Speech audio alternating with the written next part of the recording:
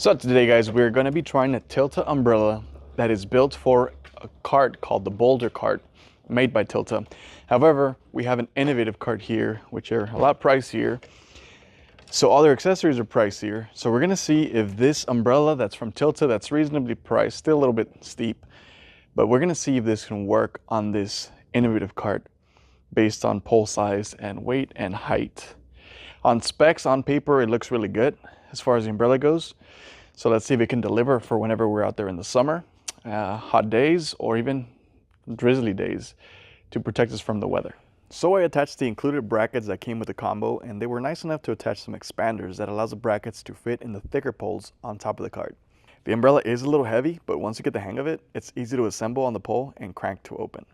I purchased the 4 sunshade panels that are available on the site, but I was misled into believing that the 4 panels was to cover the entirety of the cart. You have to buy 2 4 panels and then 2 side panels to cover the cart.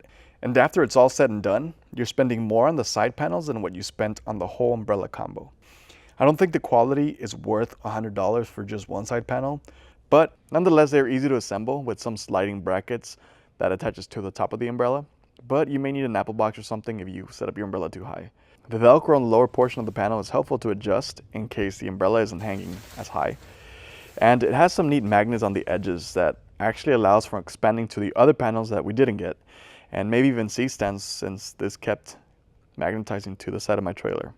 Additionally, I purchased some support legs that are actually very reasonably priced for the build and quality, but these I found to be too wide for the legs of the cart since they go on the bottom portion. So I used some gaff tape to widen the poles on the cart, and this is a good temporary solution, but definitely not a long-term one. There is still plenty of play, but I think it's only because I purchased one pair rather than all 4. I think the only deal breaker I found on this umbrella was that it's not sturdy and it has a lot of play once it's fully installed. That comes from the pin that has a little bit of wiggle. I can see this becoming a nuisance when you're out on production on windy conditions.